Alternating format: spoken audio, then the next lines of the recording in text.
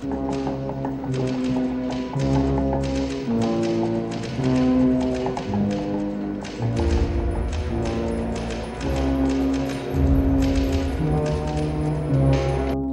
¿qué tal, butaqueros? Bienvenidos a un nuevo programa de Butaca 80. En esta sección denominada Volver a los 80 hablaremos de la película El Resplandor.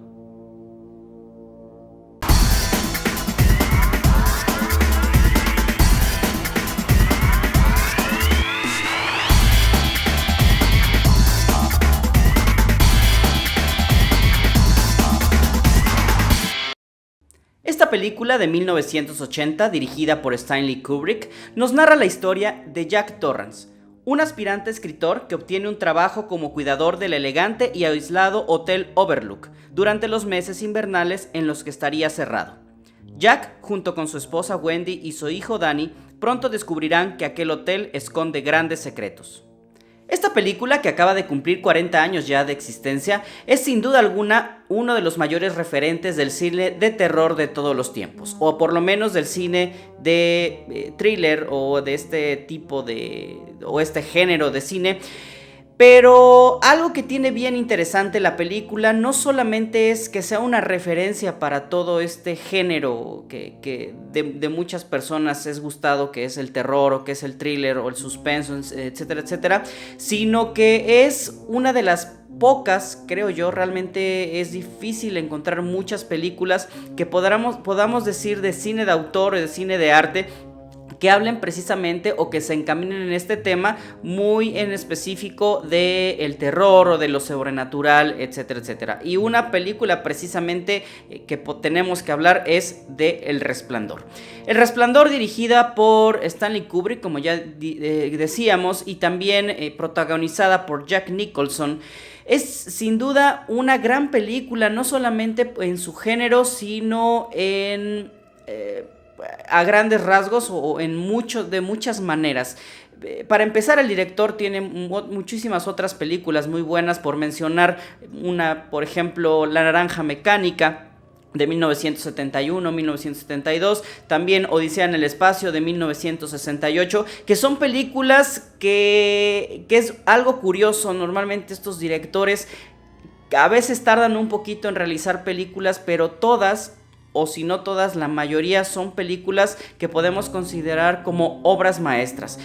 Incluidas estas dos que ya habíamos dicho, tiene algunas otras películas por ahí como Ojos Bien Cerrados con Nicole Kidman, Tom Cruise, también otras un poco más antiguas, Lolita, etcétera, etcétera, ¿no? Entonces es un director que algo que lo caracteriza principalmente es la perfección de sus tomas, la perfección de su guión, todo tan meticuloso, inclusive artesanal, tan bien pensado, que creo que es de las, vuelvo a repetir, características del director, y esta película no se queda atrás. La fotografía es impresionante y los encuadres también. Normalmente vemos a Kubrick con estos vértices o vórtices que van de lo mayor hacia el centro, que es en una cuadrícula. Normalmente a los personajes o los pasillos los vemos muy, muy centrados y hacen que estemos como en un movimiento muy dinámico o estemos tratando de entrar a la pantalla. Este es un efecto que se logra por medio de de este encuadre que se usa, muy simétrico para denotar también un poco la perfección. Ahorita quizá algunos directores ya no lo usan tanto. Por ahí un ejemplo, Wes Anderson también tiende a usar este centrado de la imagen y de las acciones en un solo plano, que bueno, después va en movimiento, pero esto también, vuelvo a repetir, de Stanley Kubrick, lo caracteriza esa perfección de las escenas, de las tomas e inclusive de los actores mismos. También tenemos por el otro lado de Jack Nicholson, que tiene algunas películas, bueno, no algunas, sino de muchas películas. Atrapado sin salida, que ganó por ahí un Oscar. También tiene otras películas, uno de sus grandes personajes, por decirlo de alguna manera, que a lo mejor la película no lo fue tanto, que bueno, en lo personal me gusta mucho. Batman, de Tim Burton, la primera, hace al personaje de Guasón. no tiene ningún premio, al menos muy importante, sobre esa película. También tenemos otras películas como Chinatown, Los Infiltrados, etcétera, etcétera, ¿no? Y otras películas por las que la importancia o La Fuerza del Cariño, también ganó por ahí un Oscar a actor secundario, y Mejor Imposible, donde también ganó un Oscar a mejor actor. Entonces tenemos esta combinación de Stanley Kubrick y de Jack Nicholson, que normalmente le cuesta un poquito salirse de este personaje como de alguien como loco o impulsivo, y que aquí lo hace. Creo que el personaje en la película lo amerita un poco, ¿no? O bastante, y logra que todo este universo de la película, basada en esta novela de Stephen King, que hay que aclarar o que hay que recordar que Stephen King jamás estuvo como muy de acuerdo en los cambios que tuvo el libro o de su libro hacia la película, pero esto no hace que la película sea mala, al contrario, creo que es bastante buena y los cambios son bastante correctos. Entonces, de tener un libro, y a lo mejor aquí habrá algunos desertores, pero creo que Stephen King es un buen escritor, pero un escritor comercial, hace novela de terror y creo que lo hace estupendamente bien, pero no podemos decir que es de los mejores escritores del mundo en el sentido amplio, ¿no? Y creo que sus historias logran su objetivo, pero lo que hizo Kubrick con esta novela es extraordinario, es llevar esta historia de fantasmas, esta historia de suspenso, esta historia donde un hotel al parecer está embrujado, donde un niño tiene ahí algunos poderes mentales o telepáticos, ¿no? Para trasladarlo a esta cinta de terror, de suspenso, que es una de las favoritas de los años 80 y que, bueno, sigue siendo una referencia inmediata para ese tipo de terror.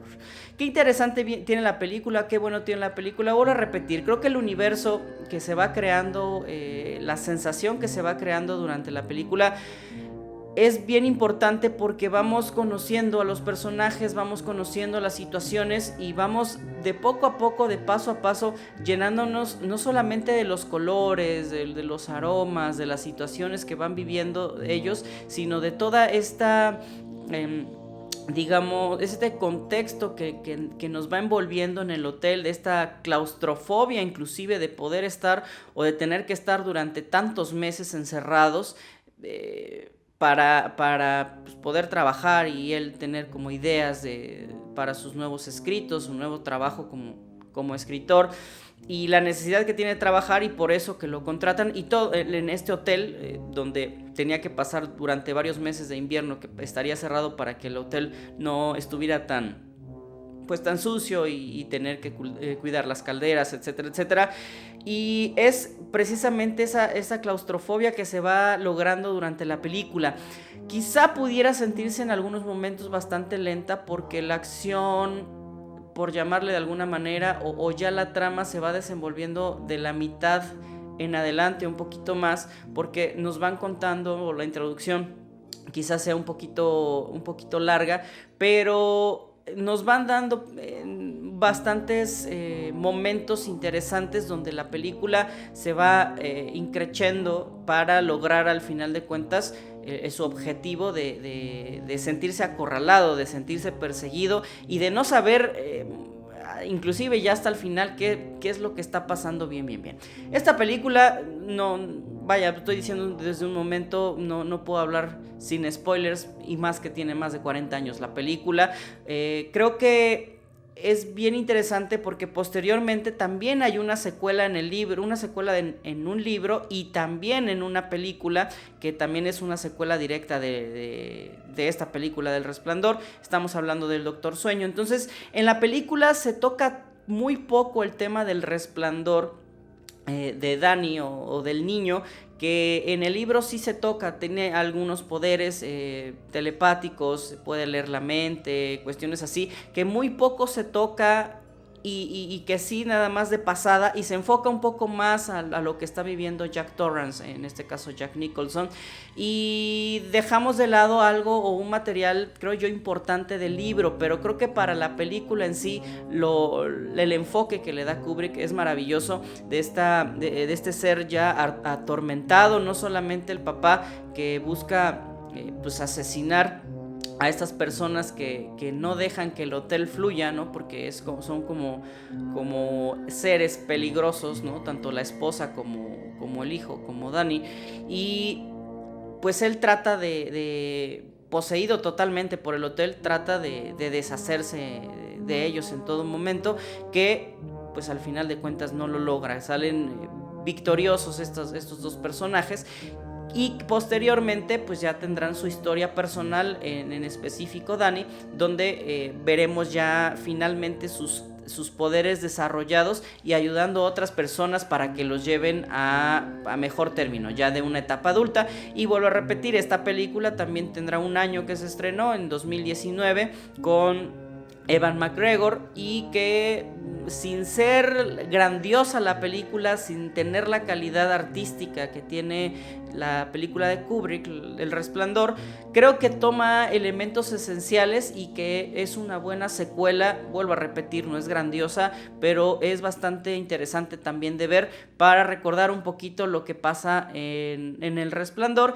y es una buena combinación entre el libro y la película, que creo que sale bien librado. Regresando a la película del Resplandor, es una, sin duda alguna, es de las películas que tenemos que ver sí o sí en alguna vez en nuestra vida, aunque no nos guste el género. Vuelvo a repetir, lo he dicho muchas veces, creo que el género de terror o de suspenso no es mi favorito, pero creo que esta película aporta muchos detalles. Vuelvo a decir, es bien interesante cómo un niño estando en un triciclo puede causarnos cierto terror, como una puerta de un elevador puede arrojar litros y litros de sangre, donde es mecánicamente difícil. Creo que inclusive se jugó con efectos especiales, con efectos visuales, para poder llegar a lograr este tipo de cosas, este tipo de suspenso. Y vuelvo a decir, el perfeccionamiento o el profesionalismo de Kubrick para contar estas historias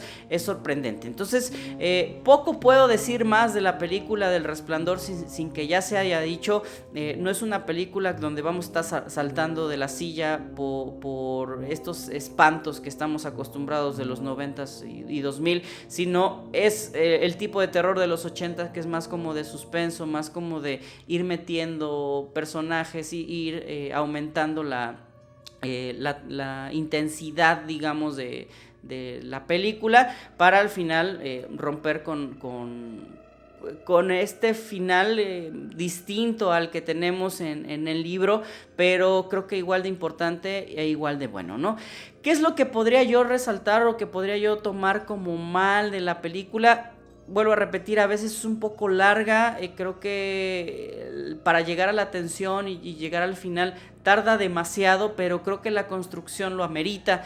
Otra cuestión, por ejemplo, esta actriz Shelley Duvall, creo que no me llega a convencer del todo. Para empezar, dudo mucho cómo pudieron llegar a ser pareja de Jack Nicholson. O sea, creo que la química entre ellos dos es bastante deficiente. Sí, y también creo que inclusive la actriz es bastante sobreactuada. Creo que vaya, para esas épocas creo que la actuación era un poco así, a veces sobreactuada, pero no sé, creo que pudo haber sido un poco más tranquila, y tratando de expresar esta desesperación que tenía el personaje de alguna otra manera, pero lo hace por medio de gritos y de gestos demasiado vistosos, que a mi criterio o a mi parecer no me agradaron tanto. Creo que es un poco sobreactuado, y fuera de eso creo que la película es bastante redonda, bastante buena. Es difícil criticar a Kubrick.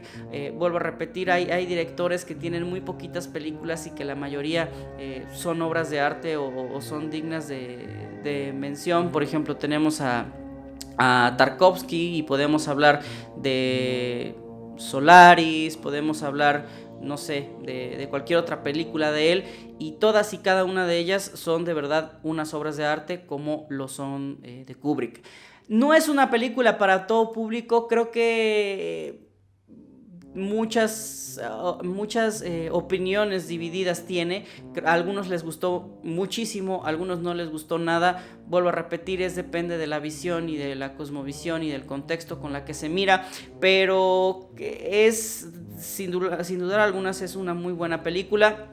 Vuelvo a repetir, no es para todo el público. Para quien guste del cine de Kubrick es excelente. Para quien guste del cine, este tipo de cine de terror, de suspenso, a lo mejor no es de total agrado, pero creo que le va a dar alguna luz y alguna nueva experiencia para ver cómo se hacía el cine de ese tiempo, y también como una introducción. Creo que es una buena introducción para el cine de Kubrick.